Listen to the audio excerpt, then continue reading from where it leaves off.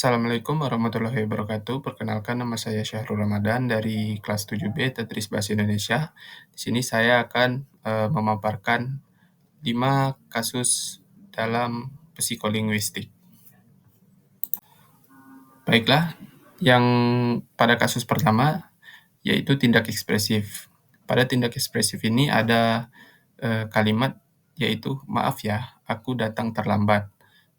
Yang pertama jenis tindak ujaran menurut Shirley. Ujaran maaf ya, aku datang terlambat termasuk tindak ekspresif karena penutur mengekspresikan perasaan atau penyesalan.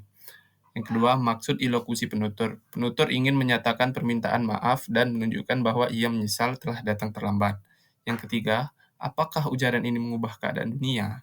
Tidak, karena tidak ekspresif dan tidak mengubah keadaan atau status apapun di dunia, hanya menyampaikan perasaan penutur, bukan membuat perubahan resmi.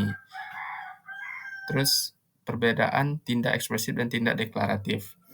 Ekspresif mengungkapkan perasaan penutur, misalnya meminta maaf, berterima kasih, memuji, atau tidak mengubah keadaan apapun. Deklaratif mengubah keadaan dunia secara langsung melalui ujaran, tetapi hanya jika diucapkan oleh orang yang berwenang.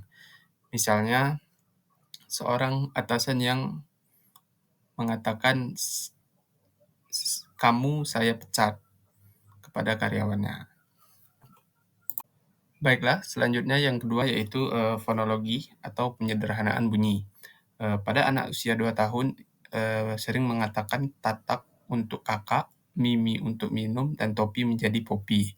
Di sini jenis proses fonologi yang terjadi yaitu yang pertama pada kata tata untuk kakak, di mana reduplikasi pengulangan suku kata itu substitusi bunyi K menjadi T, disebut fronting karena bunyi belakang diganti dengan bunyi depan.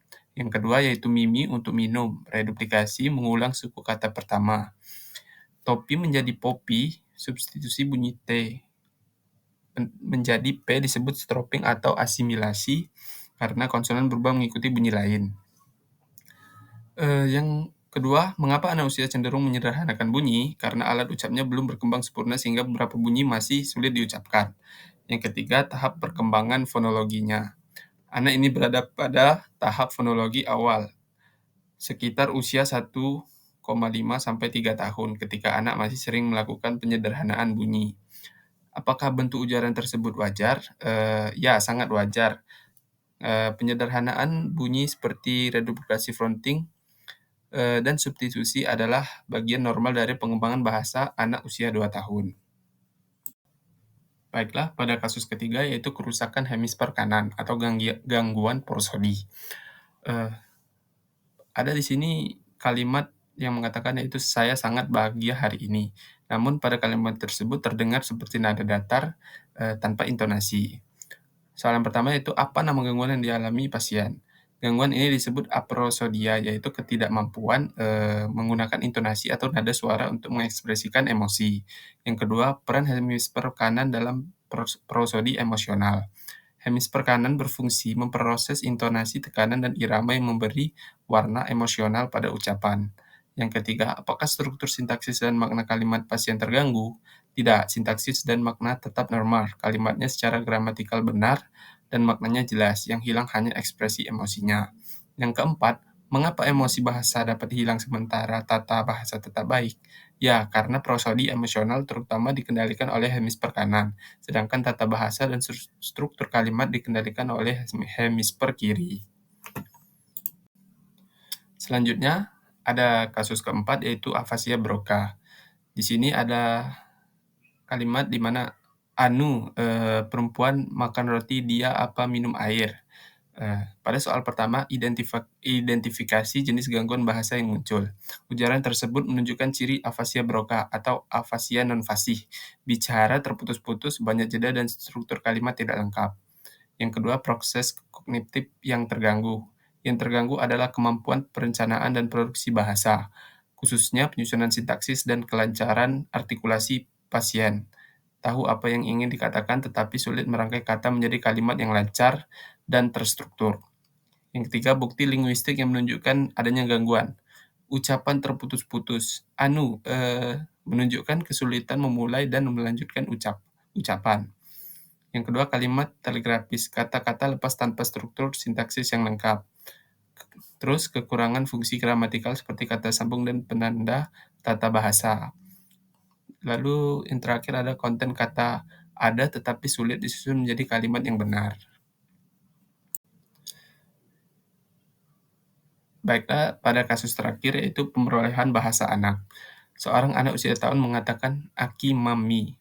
Ibu memberi konteks bahwa maksud anak adalah kakak makan ubi. Analisis bentuk fonologis dan morfologis. Fonologisnya, kakak menjadi aki, penghilangan suku kata atau penggantian bunyi. Bunyi yang sulit diganti dengan yang lebih mudah.